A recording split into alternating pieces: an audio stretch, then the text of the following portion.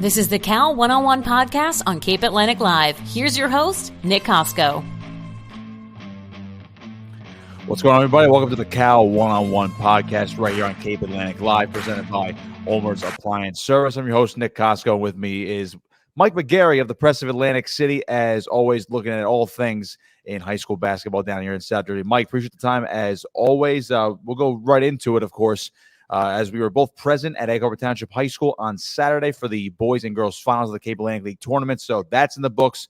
Playoffs are this week across the entire state of New Jersey. But first things first, mainland the victors on the girls' side, and of course Middle Township the victors on the boys' side when it comes to the Cape Atlantic League finals. We'll start with the boys' game. That was the 12 noon tip. Middle handles mainland in the end, controlling victory for the Panthers. First victory in 26 years in the Cape Atlantic League. So just your first reaction to Middle kind of putting it all together after a scare in the semis, and obviously they pretty much controlled that game against the Mustangs. Yeah, Middle Township learned its lesson, right? The last couple of games, St. Augustine, I'm thinking about, I think it was the CAL quarterfinals, Atlantic City in the CAL semifinals. Middle started slowly. They were down 16 at halftime to Atlantic City, came storming back, won that game. Well, no slow start for the Panthers on Saturday. They came out firing on all cylinders right away. I think they hit 4 3-pointers in the first quarter. They really threw a right hand, staggered mainland, and mainland never recovered. So it's a lesson for Middle Township of just how good they can be when they come ready to play from the opening tip. And when you look at the mainland girls, and that was more of the tighter game of the weekend as well. Number one seed, they were all year. They only had one loss coming into the afternoon on Saturday, St. John Vianney. So they were undefeated in Cal play like the Middle boys were. When you look at the mainland girls and how good that team is, you can go down the list. They had 3,000-point scorers on the team. Casey Bertonis wins the game MVP. What did you take away from mainland's victory over Wildwood Catholic? Yeah, well, from the opening day of practice, right, the Monday before Thanksgiving, the mainland girls were supposed to win the Cape Atlantic League Championship. They were supposed to win 3 in a row. In sports, it's not always easy to accomplish what you're supposed to do. So give mainland regional credit. They were able to come in that game, beat Wildwood Catholic for the third time this season. And basically the Mustangs just have too much talent. They were able to wear Wildwood Catholic down. Casey Bertonis, the Mazer twins, Sydney Stokes, just too much talent for mainland. They were able to live up to the hype, live up to the pressure, and get their third straight Cape Atlantic League final. As you mentioned, it's not easy to do, and arguably could have won 4 in a row if not for the weird season just 4 years ago during COVID. So you So you look at ahead now to the playoffs. Now again, we mentioned the mainland boys losing the Cal final. They're not done. Obviously, they're the number 1 seed in South Jersey Group 3.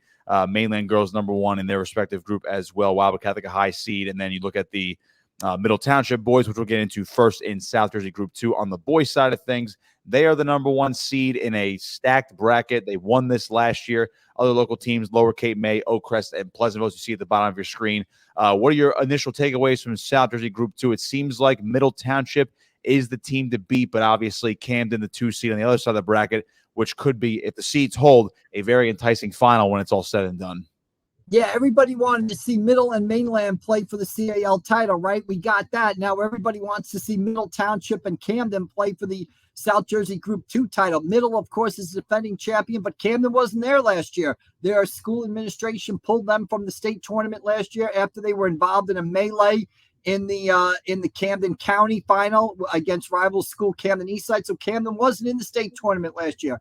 Middle Township versus Camden is a game everybody wants to see. But before you get to that one, Middle Township's got to get past a very good, possible Haddonfield team in the semifinals, a Haddonfield team that's a traditional power and is 25-2. So there's a lot of good talent in that group too. Basically, Middle Township, Camden, and Haddonfield. The advantage for Middle, they're the number 1 seed. They'll have Haddonfield at home and Camden at home if it plays out like that.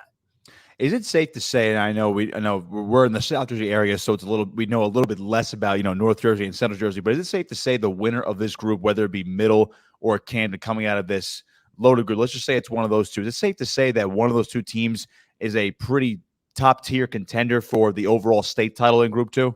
Yeah, if you win the group, there's 4 teams left, right? But Manasquan, who beat Middle Township in last year's state semifinal, they just went to the Shore Conference final. They lost to St. Rose, who's probably the best team in the state. Manasquan hung in there for a half. It's not as good a Manasquan team as it was last year, but, who knows if you meet in the semifinals. And then the art school from Newark looms out, coming out of the north. So there's a lot of talent in Group 2, and let's not forget about Lower Cape May as a 5 seed. 20-win season for the Caper Tigers. They'll open up against Camden Academy Charter, and then maybe if they win that one, then you've got a 5-4 game against Haddonfield. So Lower Cape May is a team to sort of keep an eye on also. They got a lot of sharpshooters on that team as well. Let's head to Group 3 on the boys' side as well. We mentioned before, Mainland, the number 1 seed, Ocean City, the 2 seed. That was a great Cal semifinal. Obviously, those two are rivals, Hamilton and Absegami at 9 and 10 from the Cape Atlantic League, respectively. But it seems like this one, everyone's looking at a very similar situation to last year. Mainland and Morristown are on the same side of the bracket this year. Morristown is the 4 seed. They would come to Mainland again, and I believe that would be a rematch of last year's sectional semifinal. Yep, and then Ocean City on the 2 seed on the bottom end of the bracket. Camden East side is the 3 seed. So again, if it's all chalk, Mike, those top 4 teams, it seems like any one of those 4 teams could come out and win this Group 3 bracket here in South Jersey. Yeah, this might be the deepest bracket of all. Of course, Mainland and Ocean City are seeded 1, 2. They played twice so far this season. Ocean City got them in the regular season. Mainland got Ocean City in the CAL semifinals last week. But you pointed out Morristown, who beat Mainland by 3 at the buzzer in last year's South Jersey semifinal, looms. Camden East Side is there. Cherry Hill West is there. There's a deep side of the bracket here. Delsea, not bad. Let's not overlook Hamilton with Kenny Smith. They're a 9 seed. They're going to Delsea in the first round, a 9-8 game. That's an interesting game right there. You have a Hamilton team that beat Atlantic City earlier this year. Kenny Smith averages 20 a game, one of the best players in South Jersey. So this bracket, right, is probably of the 4 public school brackets in South Jersey, Group 3, probably the deepest. No doubt. And you look at teams like you just mentioned, Hamilton with Kenny, led by Kenny Smith, obviously a big-time athlete over for the Blue Devils on the football field, obviously in the basketball court as well. They could make some trouble if they get by Delsea. Maybe they make some trouble for the number 1 seed in Mainland in the quarterfinal round. Absegami, I'm curious about because they were actually one of the more decent squads here, maybe one of the more improved squads this year in the Cape Atlantic League. They only get the 10 seed, though, Mike, but they have to go to Cherry Hill West, who you just mentioned as a team that could maybe play a little bit of a spoiler in this bracket. Can Absegami make a little bit of a run? I know that they made a run last year, obviously, and again, that was with all the Camden schools obviously having to withdraw from the postseason. But can Absegami make another run here this year in 2024? Yeah, it's tough to go on the road and win in the playoffs, but this is an Absegami team that did it last year, got to the South Jersey Group 3 semifinals where they lost to Ocean City, and it's kind of an Absegami team that's underrated, flies a little bit under the radar. They had a big win in the Cape Atlantic League tournament. They beat St. Joe. I think it was in double overtime. I was there. I saw it. I believe it was double overtime, in the first round of the CAL tournament or the second round of the CAL tournament. And Isaiah Akapasa, 1,000-point scorer, double figures in both rebounds and points, one of the more underrated players in South Jersey. So Absegami is a team that cannot be overlooked. Tough assignment going to Cherry Hill West in that 10-7 game, but that's where you usually get your upsets, right? You get your upsets in that 10, 11, 12 seed area. Think NCAA tournament, there's always a 12 that beats a 5. Not out of the question for a 10 to beat a 7.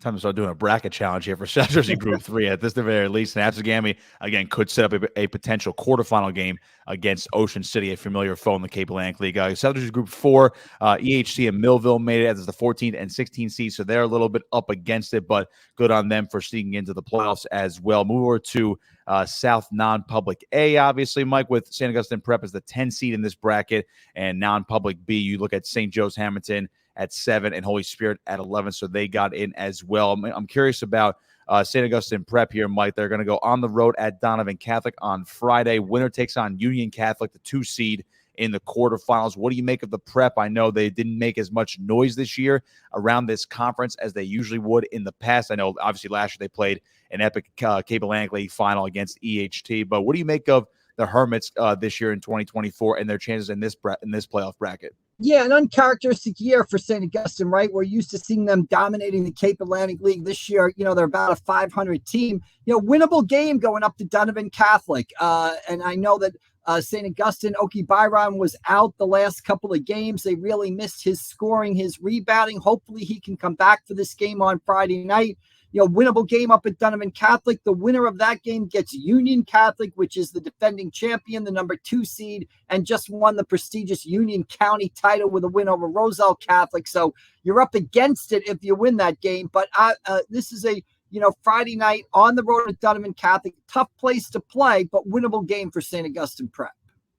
So moving over to the girls' side of things, South Jersey Group 1, as you see on your screen, Wildwood gets the 2 seed, number 14, Cape May Tech, for teams that are in the Cape Atlantic area at the very least. And then over in South Jersey Group 2, Mike, this one's another interesting bracket on the girls' side as well. Middle Township, as we saw, a very good team throughout the entire year here in South Jersey. They actually drew the 2 seed in this group, and then you look at Lower Cape May and Cedar Creek at 6 and 10. What do you make of Middle's chances? Probably the favorite among the 3 teams that are local to this area, but again, the number 1 seed, Cinnaminson, looms large here in this group as well. Yeah, Middle Township, but Middle Township beat Cinnaminson in last year's South Jersey final, and they're the defending champions. And obviously we know about Madison Pawlik, her breaking her foot again for the 2nd straight year. Really Middle's top player, so the Panthers playing without her. They have adjusted to it. They had won 7 in a row going into the Cape Atlantic League semifinals, and they ran into a really good mainland team, so they lost in the semifinals. But you've got a Middle team that does the things that you need to win in the postseason, right? They defend, they play smart, they control the tempo, and if you do those 3 things, you're going to have postseason success. So Middle Township, I would not look past them or overlook them in South Jersey Group 2. Obviously, they're the defending champion. You have a Cedar Creek team that beat Holy Spirit this week, opened up some eyes there, so maybe they're playing better. And Lower Cape May that won the United Division, so we'll see what they can do as a 6th seed. I think the headliner right here now, you look over to Group 3, we alluded to it before with the mainland girls right now. Only lost this year to St. John Vianney, so they're undefeated in Cape Atlantic League play. And, of course, pretty much beating up on everybody that they come across to, including, some out-of-state teams. They went down to that tournament in Florida to start the beginning of the year as well. But they're the number 1 seed, of course, here in South Jersey Group 3, looking to build upon already winning the conference tournament. Morristown, the number 2 seed, so they have to watch out for them, just like on the boys' side. But as far as Cape Atlantic League teams here in Group 3 for the girls, Absegami's number 6, Hamilton's 9, and Ocean City is 14. So loaded with local teams, Mike, but it seems like this is basically this is going to be, I would say, mainland or bust in this group unless there's a bit of an upset along the way. Yeah, we talked about the pressure that mainland was under, or maybe expectations is a better word, to win the Cape Atlantic League. Those same expectations are there for the South Jersey bracket. You have a mainland team that was the number 1 seed last year, then had some injuries at the end of the season last year and lost to Ocean City, was upset by Ocean City in the South Jersey final. Several mainland players have talked about that loss, just brought that loss up in post-game interviews. They do not want that to happen again. So you have mainland as the number 1 seed. They'll be at home the whole way. And they're going to try to avoid what happened last year when they got to the final and were upset by Ocean City. Well, this team could very well run the table here in South Jersey and get to a potential state title in a couple games after that. It definitely looks like that quality of team if they're firing on all cylinders. In South Group 4, it actually is interesting right here, Mike, when you look at the 2 teams that did make it from the Cape Atlantic League. 3 teams actually. EHC is the 4 seed, ACIT number 8, and Atlantic City did get in there at number 15. But as far as the local teams are concerned, it seems like the EHC Eagles, they've played really well this year. I know they had a tough draw in the Cape Atlantic League tournament, but they were outside of the quote-unquote, I would say, Big 3 or Big 4 this year. But it seems like they're battle-tested, and they have some quality depth this year compared to years past. What do you make of their chances moving in this bracket? Yeah, they've got some experienced players, right? They've been in some big games. You mentioned in the Cape Atlantic League tournament, I think they lost down at Middle Township in the quarterfinals. Now they have an opportunity. They're at home. They're playing, I believe, Cherry Hill East in the playoffs. So this is an opportunity for them to get a win and sort of advance their program. I think it's a pretty big game for EHT. If they win a playoff game at home and advance to the next round, I think that's a big step for that program. Yeah, based on the seedings, they would host a quarterfinal against Washington Township or Gloucester Tech. But, of course, number one, Williamstown is in this group as well. We're wrapping up the girls' side of things in the playoffs, Mike. You look at the South Jersey non-public A right now. It's Ulmer's number 6. And then in B, it's Wildwood Catholic at number 2, Spirits number 6. St. Joe's Hamilton is number 14. We'll start with Ulmer at first. Again, they were one of the stronger teams in the Cape Atlantic League this year. They got knocked off a little bit early in the conference tournament, but they do draw a 6th seed here in the non-public A bracket. What do you make of their chances moving forward here in the postseason? Yeah, non-public A, you're talking about the best teams in the state, basically, almost. You're talking about St. John Vianney. You're talking about Paul VI. You're talking about Red Bank Catholic in that bracket. So that's one of the toughest brackets in the state. For Ulmer, they've got a playoff game. I think it's on Thursday. They're experienced in the backcourt with seniors, Savannah Prescott and Madeline Bernhardt. They've got Union Catholic coming down to them. Now, here's the one thing about the parochial brackets, right? We don't think of Union Catholic as being in South Jersey, but for the point of this bracket, they are. I don't know how long it takes to get from Union, New Jersey to Newfield in Gloucester Township, where Ulmer is, on a Thursday, but I'm going to bet it's a long time. So, they'll have a good opportunity for Ulmer, a Union Catholic team on an hour and a half, 2-hour bus ride down to play. Not easy to play in those situations. So an opportunity for Ulmer to win a playoff game there. And they're a lot like EHT, right? You win that playoff game, you start to build some momentum and for your program going forward. On the parochial B side, you have a Wildwood Catholic team that's had a great season. I think they're 22-3. All 3 losses are to Mainland Regional. You have a Wildwood Catholic team that went to the final last year where they lost to Rutgers Prep, who's the top seed this year and the defending champion. I think you can kind of look for Wildwood Catholic to go on another run and get back to a final and try to test themselves against Rutgers Prep, which again is one of the best teams in the state.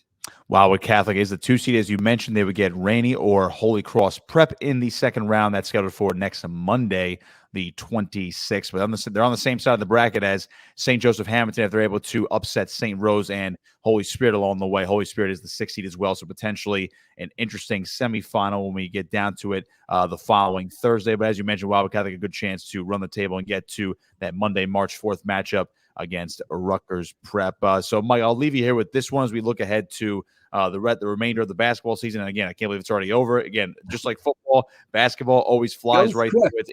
We're only a little bit past the midway point of February, and we're already talking about the end of the year and talking about what's going to happen next year. And all of a sudden, we're getting into baseball and the spring sports. But when you look at the Cape Atlantic League teams as a whole, boys and girls side, who is basically, I want to say, you hate to call them favorites or underdogs, but the team that seems like they have the best shot to bring home at least a sectional title back home to their respective school here in South Jersey, if not make a state title run. To me, it seems like the Mainland girls and the Middle Township boys are the quote-unquote best shots for something like that to happen, a la a Mainland football team this year winning the state title. Yeah, Middletown, obviously the Middle boys and the Mainland girls will be at the forefront. They are as the tournament starts. But the great thing about the tournament is somebody always emerges. There's always a storyline that you don't expect. A team goes on a run. And I'm going to say, watch out for Ocean City and the Lower Cape May boys as far as making a run. I know Ocean City is a 2 seed, so that's not exactly like you're an underdog there. But, in that bracket, Corey Segich, leading scorer in the Cape Atlantic League, 24 points a game. I think they can do some damage in that bracket. And also watch out for the Lower Cape May boys. I mean, a Camden Academy charter in the opener, then probably Haddonfield in the second round. You got a lower team that's won 20 games this year. Mackie Bonner, you mentioned it before. They've got some good perimeter shooters. They can go into a game, make some timely perimeter shots in these tournament games is key, basically. So I think the Lower Cape May boys are, a team to watch also. He's Mike McGarry. I'm Nick Kosko for the Cal 101 podcast. Mike, appreciate the time as always. It's going to be a fun run here over the next couple of weeks, maybe we'll see one of these local teams get up to Rutgers University. I believe they still play the state final there this year, but maybe playing for a state championship this year. But it all starts this week in the playoffs. I appreciate the time as always, my man. No problem. And there's nothing better in high school sports than watching a basketball team get on a run through this tournament. It builds game after game. The crowds get bigger. The community really gets into it. So it's a great time of year. And hopefully, the Cape teams, will have a couple of Cape teams go on one of those, memorable runs over the next 10 days to 14 days. We'll have coverage on Cape Atlantic Live on our YouTube channel as always. And of course, if you're able to go, check them out in person, of course, if these teams have home games for the playoffs. Mike, thank you, my man. And this has been the Cal 101 podcast right here on Cape Atlantic Live.